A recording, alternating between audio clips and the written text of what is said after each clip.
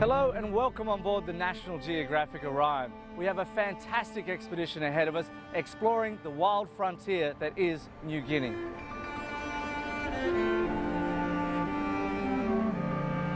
On this voyage, we will have the opportunity to explore this diverse and scenic region, and of course be immersed in this very unique culture.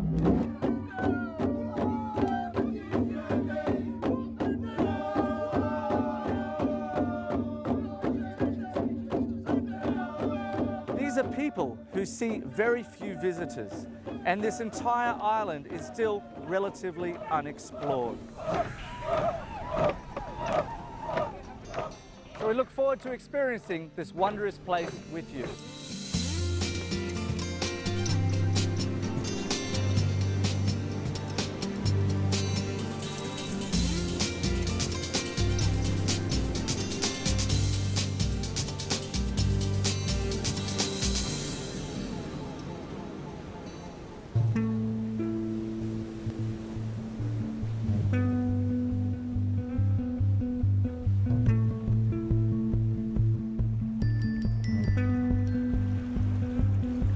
We begin this journey in the very remote region of Raja Ampat, an area with unbelievable marine environments. It has spectacular limestone islands, which are ancient coral that has been uplifted above the surface and now harbours new life.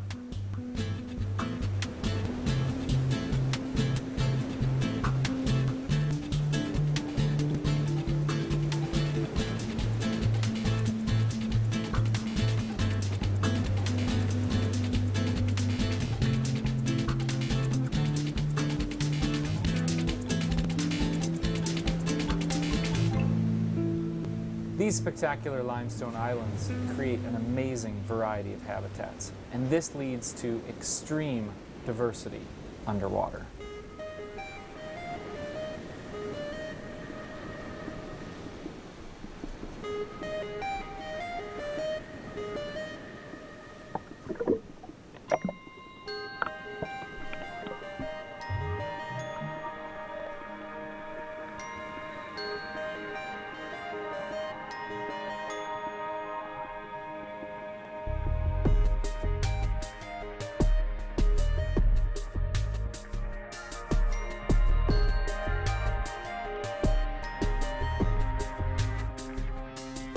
Being in the water in Raja Ampat, whether you're snorkeling or diving, you are just visually overwhelmed. It's vibrantly colored, it's beautifully patterned, it's incredibly textured, there's amazing detail when you look close. This is where many of these creatures evolved, and new species are being found all the time. Raja Ampat is phenomenal. Brilliant colours in the coral reefs where there isn't a spare spot for anything to grow. It's all full. It can give you something you won't get anywhere else, ever. So many things here will be familiar to us, but then there's other things that, as a marine biologist, I look and I just go, I have no idea what that is.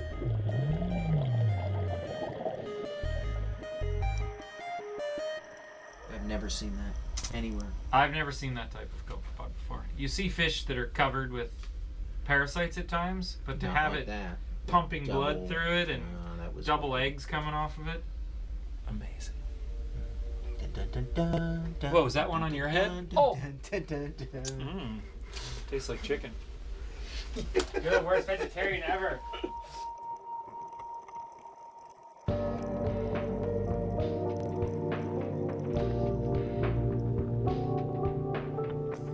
The fact that we're still finding new species really shows us how little we know about the ocean, and especially an incredible place like Raja Ampat. It's super isolated, scientists haven't been coming here for long, but the more we look, the more we find. Whether it's shallow, deep, fish, invertebrate, more and more searching leads to more and more species, showing the incredible wealth of this place. And the more that we venture across this blue planet, we realize how little we really know about what is undersea.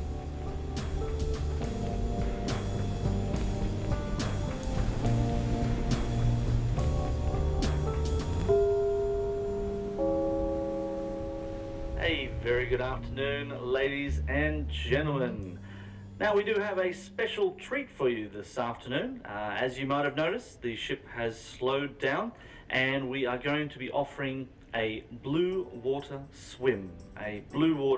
So an opportunity just to go for a quick swim in the open ocean here.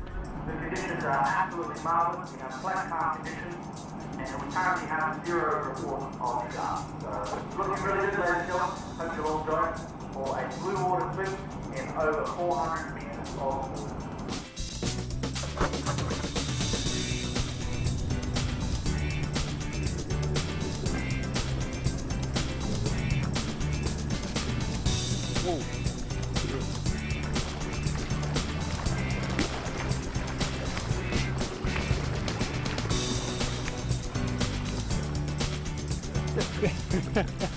Very enjoyable. Captain, you going down with the ship, or what's happening here? My chief engineer is here. Yeah, we're the chief engineer. How you doing, Sasha? You slip and fall into a lifeboat, Captain. Everything good, Sasha?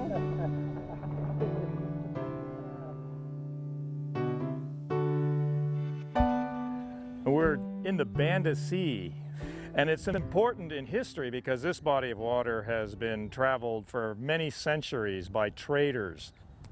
And the focal point of that spice trade was the tiny little volcanic island of Banda.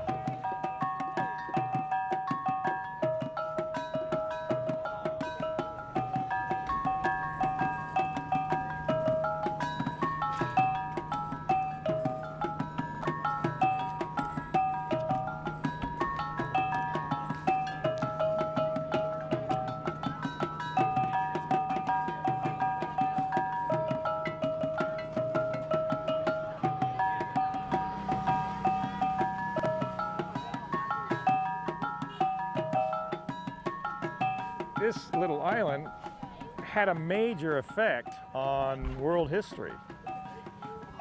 When we think about the age of exploration, it was all about trying to get to the Spice Islands. Spices were coming from all over Asia, you know, black pepper, cinnamon, ginger.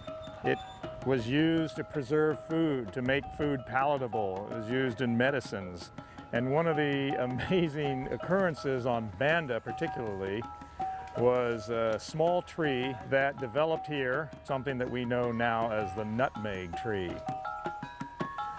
In its heyday, nutmeg was the most expensive, the most rare of all the spices because it was the most isolated and far away from Europe. So it was a lot of trouble to come out here to get the nutmeg, and eventually through many middlemen get it all the way back to Europe where it was worth its weight in gold.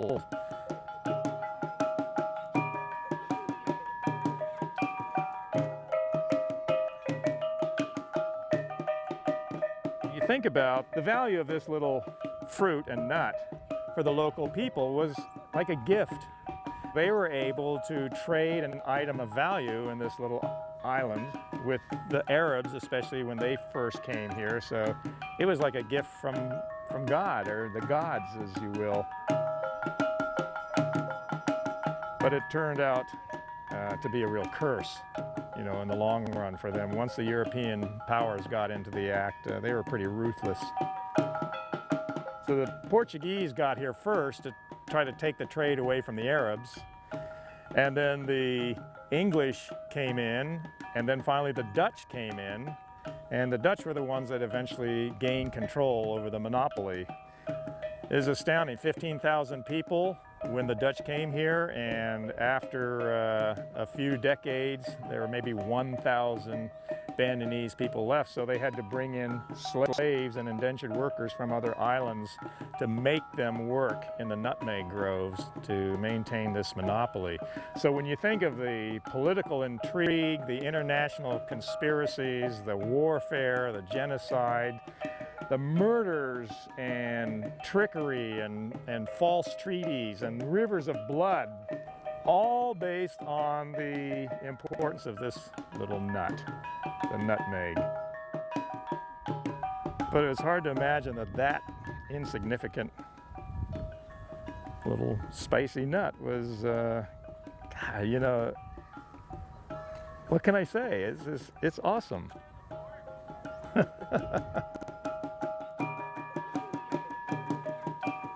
The powers of the great nations which fought for centuries over this spice were still nothing compared to the power of the volcano. And we thought that this eruption in 1988 had completely destroyed the coral reef beneath it. But within nearly 10 years, this beautiful reef returned beneath the foot of this otherwise deadly volcano.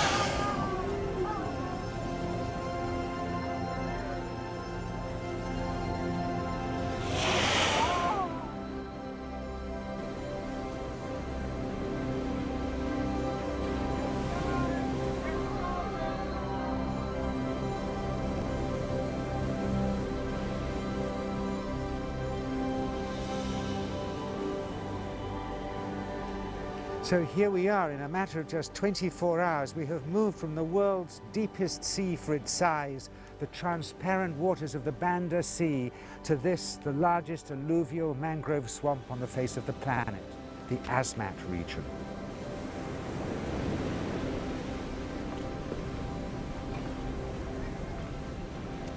Very small human population here, vast amount of unexplored territory. We are in another world.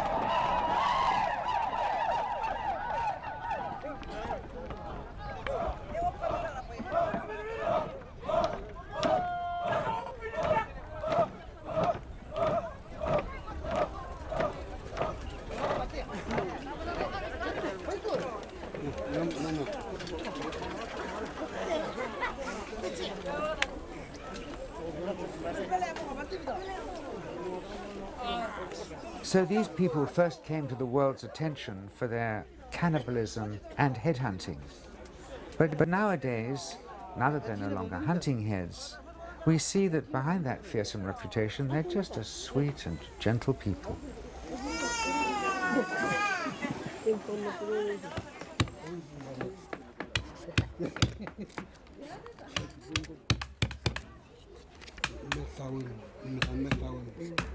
Of course, the Asmat were also known internationally for their superb primitive art, some of the most valuable primitive art to be found anywhere.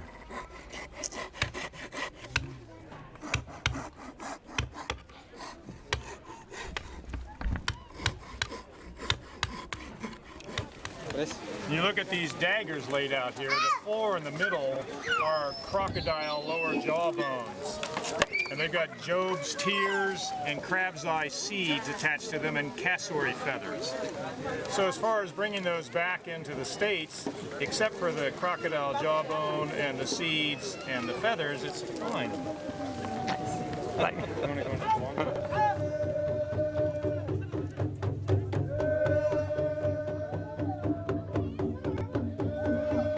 The Asmat are remarkable for considering themselves to be the men of wood, the woodmen, and a beast pole is the center of their artistic carving endeavor, and they were only built to avenge a dead warrior.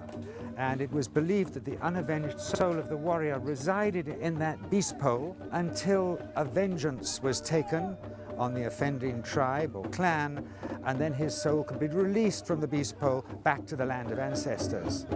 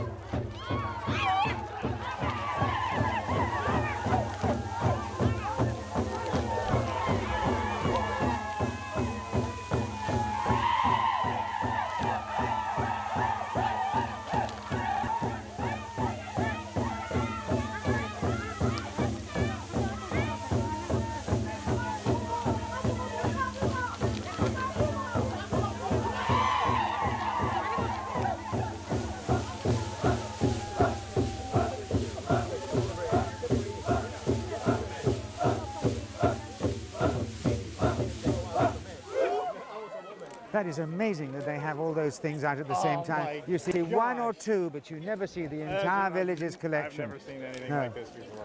And they told us they weren't at all sure about greeting us again in this traditional way, but they said last night they had a sort of an epiphany. There was a descent of all sorts of fireflies through the still rather full moon, and they felt it was all right. These represented their ancestors, and they knew they hadn't seen. Well, they've never done this ceremony for the last 20 years since it was performed only once before when I brought Mick Jagger and a pile of other crazy people here 20 years ago. But when we were there, 5 of us were adopted and a whole ceremony all painted up and this, that and the other. So I hope to have an opportunity to show them some of the footage that we shot 20 years ago and see if they recognize themselves. Yeah.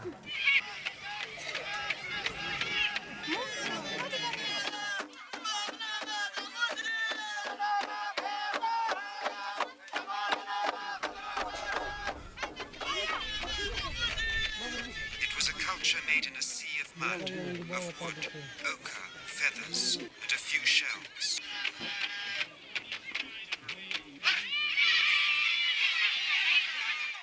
is their gift to us. But I can't help wondering what we are bringing them. What does our world have in store for them?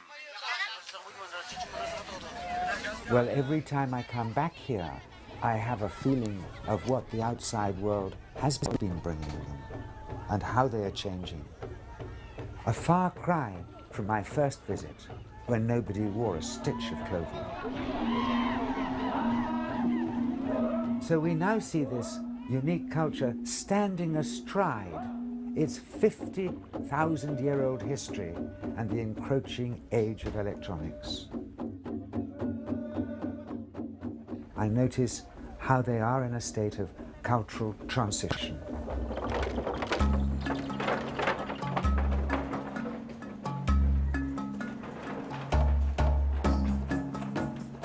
Agat, the capital of the entire region.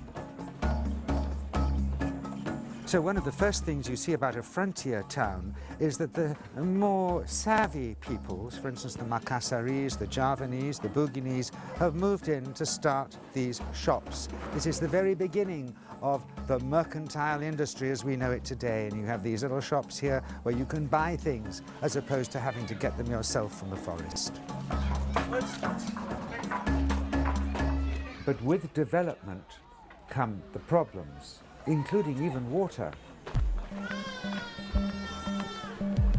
About 17 kilometers inland, there's a lake where they have always got their fresh water pumped down. But due to a conflict with the tribes who consider that they own that lake and the town of Agat, that water has been cut off. And they are required now to cook with bottled water in plastic bottles at great expense.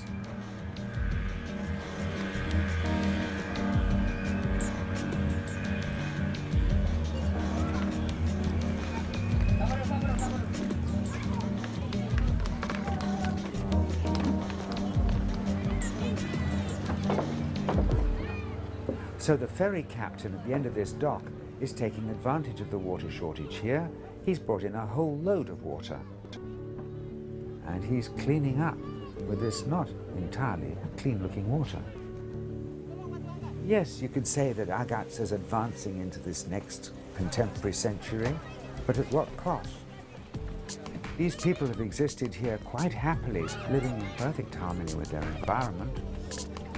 They had no trouble with shortage of water for 50,000 years. So it does make us question our assumptions of what is an advanced culture.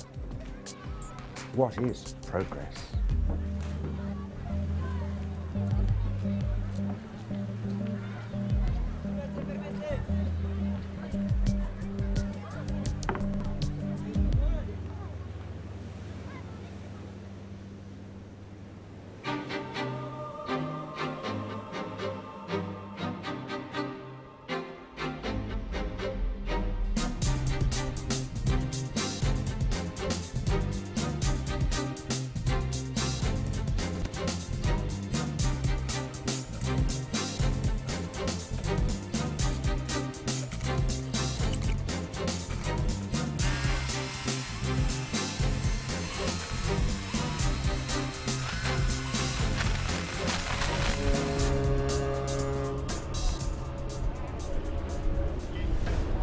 Oh, welcome to the beautiful harbor of the city of Port Moresby.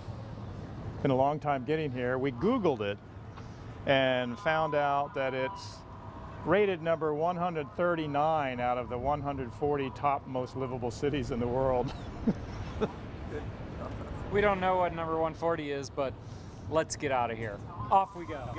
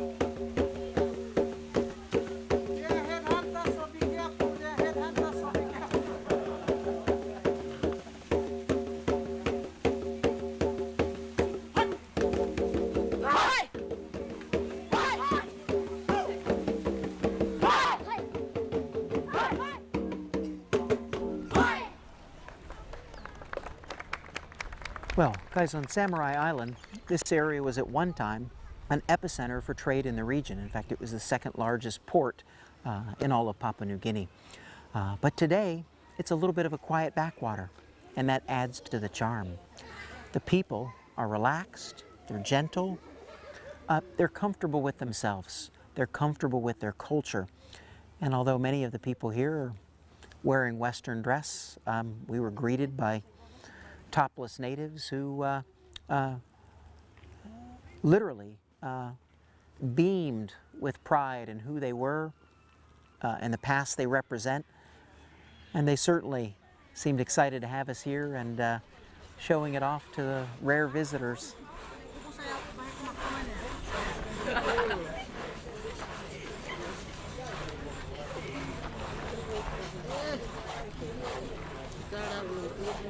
We watched a group composing beautiful oyster shell necklaces, and the art of craftsmanship literally went into every production because obviously the pride that goes into it meant more to them than the money that they could earn from selling it. In fact, when I asked, none of the items they'd finished producing were for sale. Yeah, the need for materials just hasn't caught up with the area yet. Just the joy of simple play, and more than anything, you could just see in the kids the joy of one another's company was everything they needed to have a great day.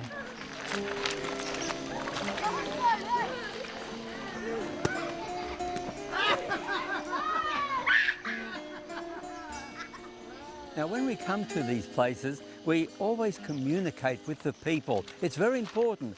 We want to like them, and we want them to like us as well and want to see us coming. At every place Ben anchored in the Solomons, the children were the first to come out and greet them. And those who couldn't borrow a canoe simply swam out.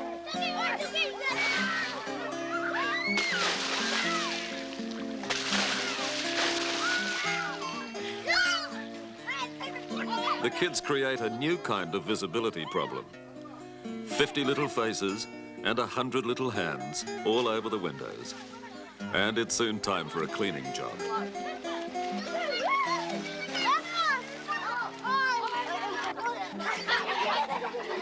It's all a game to the kids. So Beaver's crew take the game a little further.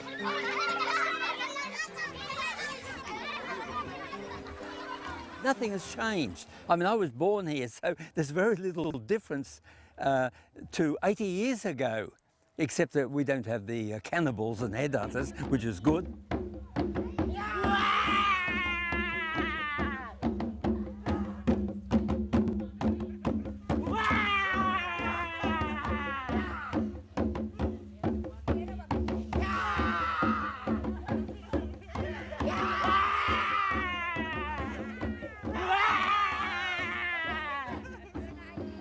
Just behind this little village of Palagua is an area of spectacular geysers and hot springs.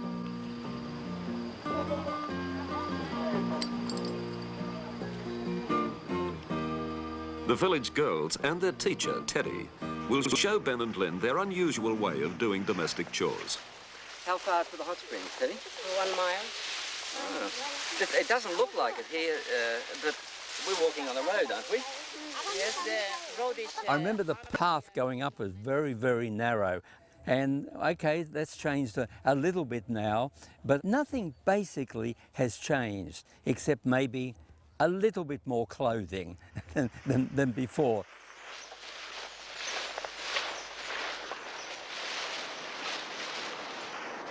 Oh, this looks exciting. This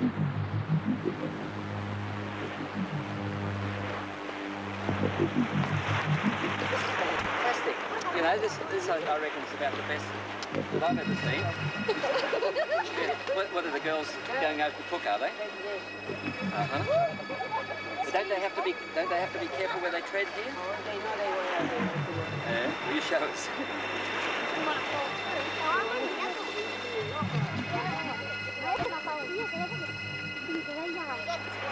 When the food is placed in the hot spring to cook, the stones will anchor the coconuts and stop them floating around. The food will take about half an hour to cook.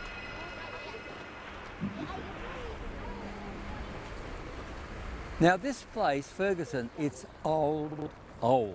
3 volcanoes. You might say they're dormant because they're not blowing up, but they could blow up tomorrow. And they have created all these fumaroles around. Basically, you could think about it like Yellowstone Park. It's a great caldera, and with all these bubbles and steam coming up. Underneath, it's hot. Quagmires of boiling mud are a death trap to the unwary.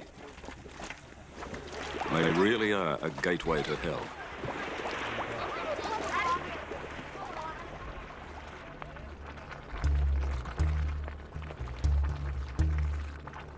So these volcanoes are not really dormant. They're still got that heat and that pressure to push the geysers up.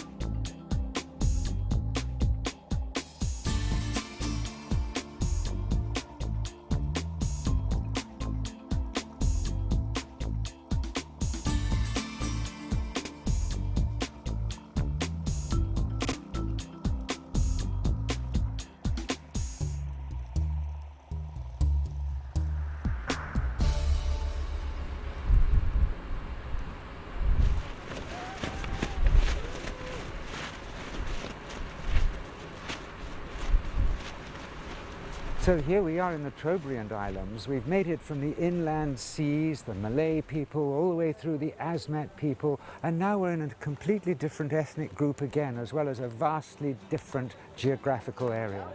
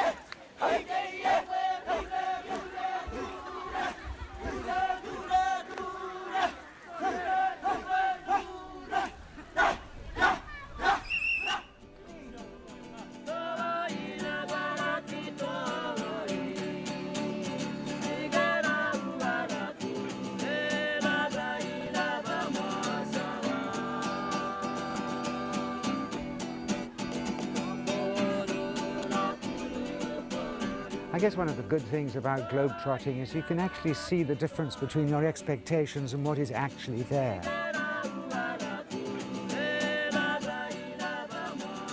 And I suppose the thing that strikes me about this is that, okay, they put on this lovely show for us as we arrive here, but you know that when we've sailed away, they will revert to their own lives. They're not really doing those dances anymore.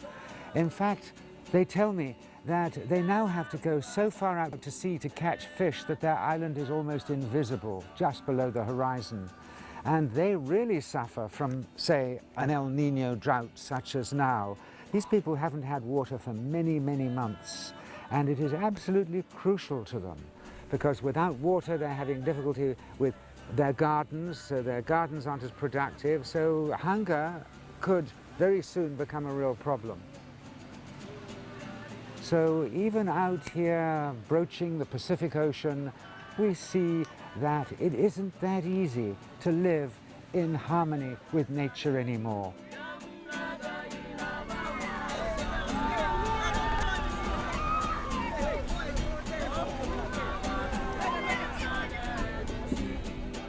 I can't remember the exact figures, but a great deal of our water is being brought ashore for them, as petrol is, gas as well, so that it will help them fish.